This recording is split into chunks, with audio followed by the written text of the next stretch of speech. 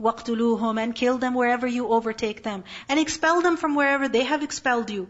The Quraysh are basically being referenced. Those people who expelled the Muslims from Makkah and who waged war against them. Any Muslim they found anywhere in the land, they tortured him, they abused him, they killed him. So the Muslims are told that when these people are at war with you, they don't care for your life, you also don't care for them. You have to take revenge. You have to stand up for yourself. So for that, what will you do? Wherever you find them, and they come raising weapons against you, then you also have to fight them back. And remember that fitna is worse than killing. And do not fight them at Al-Masjid Al-Haram. Why? Because that's a sacred place. Until they fight you there. If they fight you in that place, then you also have to fight them back. If they fight you, then kill them. Such is the recompense of the disbelievers. And if they cease, then indeed Allah is forgiving and merciful.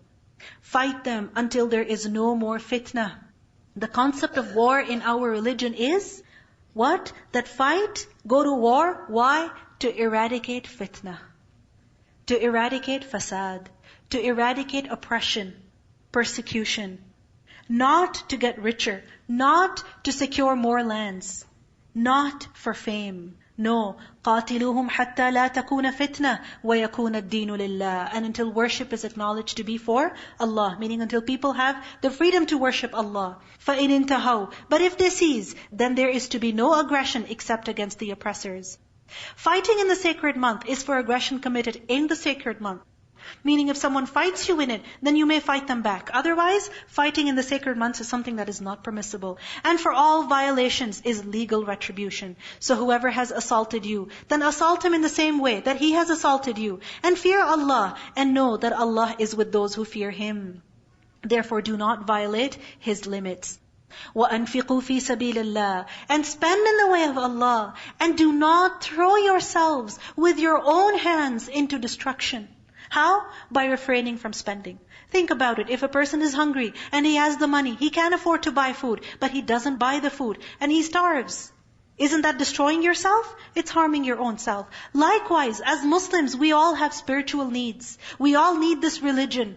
And so over here, we are encouraged to spend for the cause of Allah also. Because if we do not spend for the promotion of the religion, if we do not spend for the deen of Allah, then what will happen? People will spiritually starve. And when they will spiritually starve, they will walk with dead hearts.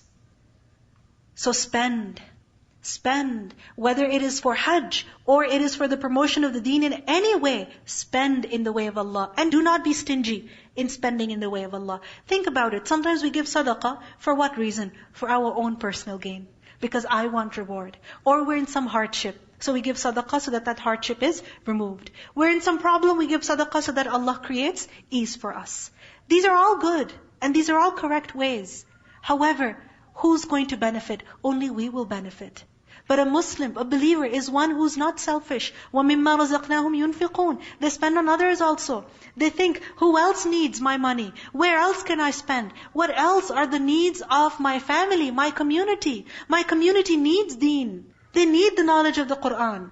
So, the believer also spends for the cause of Allah, for the promotion of the deen. And complete the Hajj.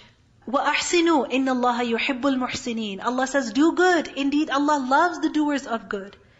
Meaning, any good deed that we do, how should we do it? With ihsan. So when it comes to fasting, fast with ihsan. When it comes to Hajj, as we will learn in the following ayah, do that with ihsan also. وَأَتِمُّ الْحَجَّ وَالْعُمْرَةَ لِلَّهِ. And complete the Hajj and Umrah for His pleasure, for Allah.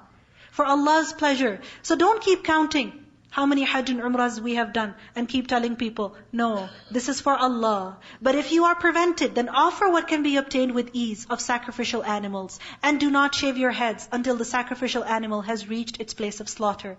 And whoever among you is ill or has an ailment of the head, making shaving necessary, then what should he do? He should offer a ransom of fasting 3 days, or charity, or sacrifice. And when you are secure, then whoever performs Umrah, meaning during the Hajj months, followed by Hajj, then whatever he offers, that can be obtained with ease of sacrificial animals. Meaning, in other times, in times of peace, a person can give whatever he can easily spend. And whoever cannot find or afford such an animal, then a fast of 3 days during Hajj and of 7 when you have returned home. Those are 10 complete days. This is for those whose family is not in the area of Al-Masjid Al-Haram. And fear Allah and know that Allah is severe in penalty. So in this ayah, basically we're taught about some rules concerning Hajj. That if a person is not able to go for Hajj, he started the journey but he was not able to complete the Hajj, he was prevented, then what should he do? The solution is given over here. But the end of the ayah, what does it teach us?